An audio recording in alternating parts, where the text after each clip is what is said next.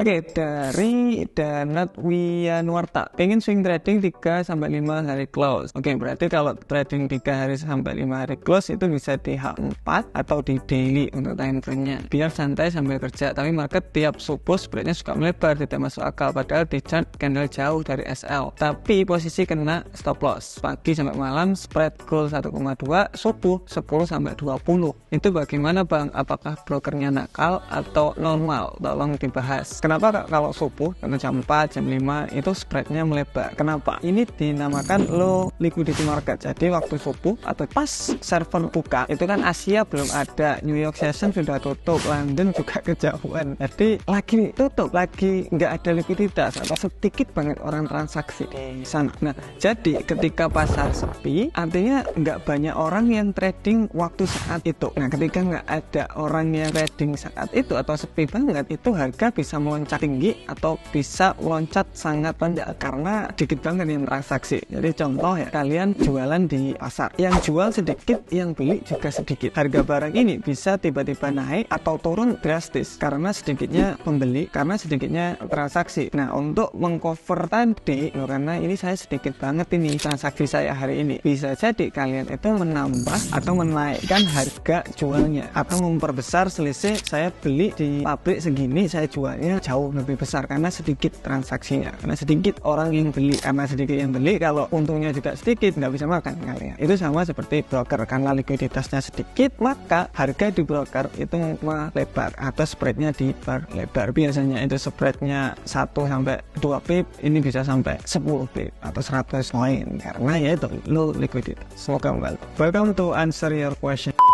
Dan jangan lupa untuk komentar di bawah supaya kita bisa jawab di video selanjutnya. Oke, dari VR Gaming 8062, Mas, sejauh ini saya sudah terbiasa swing trading, tapi ngelihat Mas tamak scalping saya jadi kepengen. Coba Mas tamak gimana? Apakah saya harus tinggalin plan saya atau tetap sesuai dengan plan yang lama? Menurut saya, jika plan yang lama sudah jalan, lakuin aja terus menerus. Oke. Tetapi terkadang kan orang, oke, ini ada swing trading untuk jangka panjang, ada yang scalping untuk jangka pendek. Jadi makanya Bapak agak tertarik karena ada dua cara yang berbeda. Saran ketika pengen nyoba itu pakai dua akun yang berbeda, yang satu buat jangka panjang, yang satu buat jangka pendek. Dan yang jangka pendek karena mau coba-coba, pakai demo akun dulu atau pakai modal kecil dulu, pakai modal sangat kecil dulu. Jadi yang di sini masih tetap jalan swingnya, karena swing kan kita melihatnya agak lama tuh. Kalau scalping kan tiap day to day-nya kita bisa trading. Nah, dari situ kalau dibedain itu lebih enak. Nah, nanti kalian bisa lihat, oke,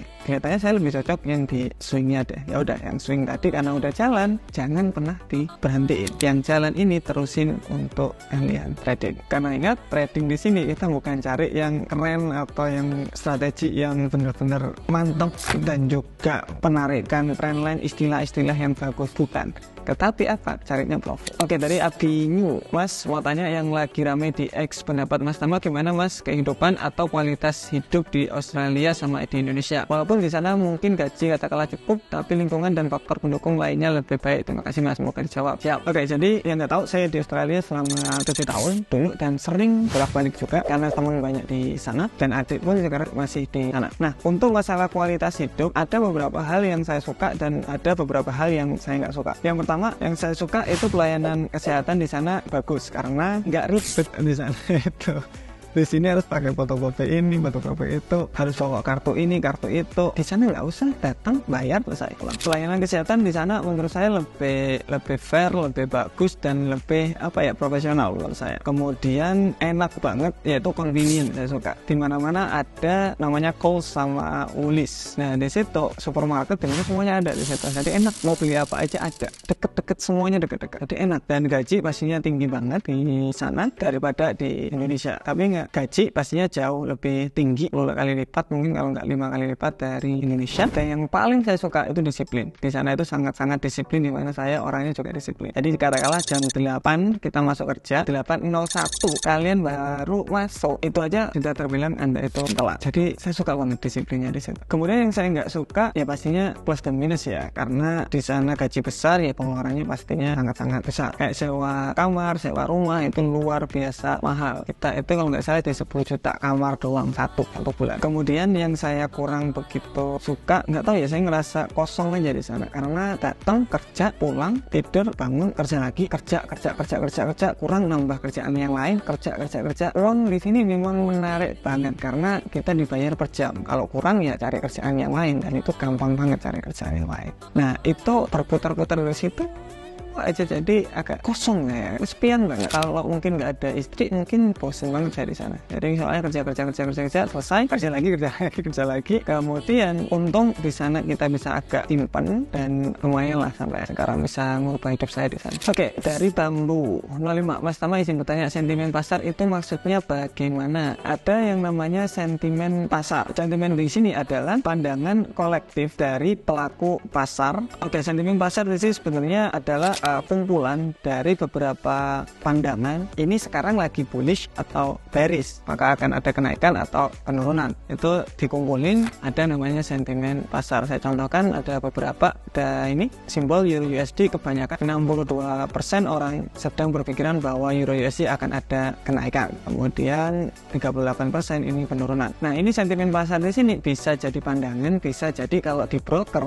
Jadi di broker biasanya ada namanya sentimen market juga. Ini karena mereka punya datanya, jadi trader kita ini loh di AUD JPY banyak yang beli, atau ini Euro CHF 82% orang yang membeli, hanya 11% yang menjual di broker kita saat ini.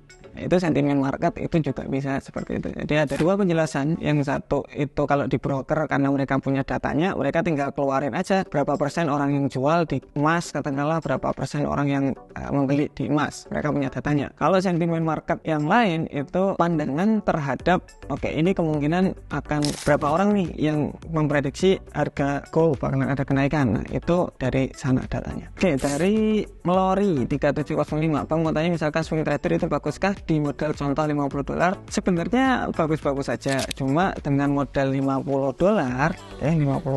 itu contoh swing trading itu biasanya di 100 pip atau 1000 poin. Kalau Bapak menggunakan 0,01 aja yang paling minimal, itu berarti 1, 2, 3 Bapak bakalan kehilangan $10 sekali trading. Jadi modalnya 50, Bapak kehilangan $10, paling minimal kehilangan $10. Jadi agak susah kalau modal segitu, tapi bisa, yes, karena resikonya agak besar. Saran itu pakai akun Sen saja, Pak. Jadi kalau swing trading itu contoh modal 50, kalau di akun Sen bisa di 5.000. Nah, contoh 1000 poin lagi dikali 0,01 itu ruginya di $10.